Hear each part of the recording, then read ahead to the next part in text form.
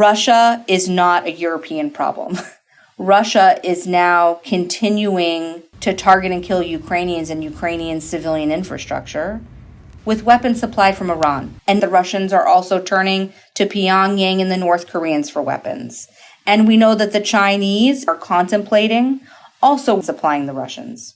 So there's an emerging axis of Russian, Iranian, Chinese, North Korean cooperation and coordination that challenges the very nature of a world order that most of us have benefited from. I'm sure you got an earful. There's a perception that Israel is using American weapons to destroy Gazan infrastructure, to kill tens of thousands of Palestinians with, at best, indifference to civilian suffering. And certainly there are more contentious assessments of what the Israelis are doing with continued American support. And that when we talk about a rules-based order, that there's profound hypocrisy in the U.S. side for saying a rules-based order applies to the way Russia conducts a war, but it doesn't apply to the way Israel conducts a war. I've certainly heard a lot of that.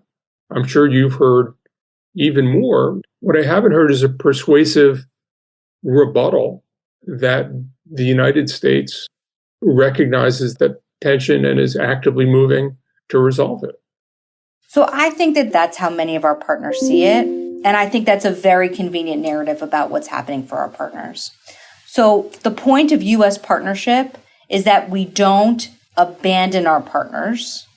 Russia unprovoked decision to declare war and invade Ukraine. That's not what happened in Gaza and Israel. First, there was a vicious and unprecedented Hamas terror attack in Israel.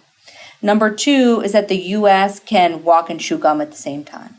So yes, there are significant concerns here in Washington, and having sat in a lot of these meetings with the Biden administration officials, absolutely concerned about the humanitarian situation and the level of civilian casualties. But the way to address that is not to break a partnership or stop all military support to that partner. And frankly, most of our partners have experienced that same tension in Washington policy. So we could talk about the Saudi-led coalition in Yemen.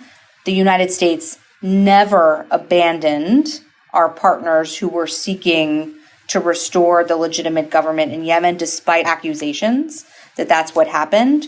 We also stood up a significant coalition in Iraq and Syria and exercised and articulated very serious concerns about the ways in which aspects of those campaigns were executed.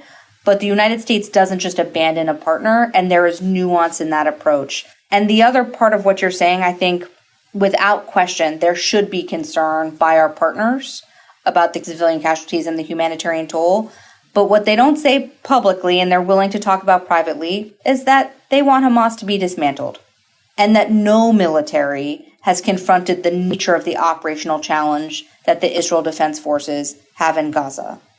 And I think privately, a lot of them recognize that in any of the campaigns that they undertook, they weren't dealing with a terrorist organization that had close to 20 years to dig a network of terror tunnels and completely embed itself in the civilian infrastructure and fabric of Gaza.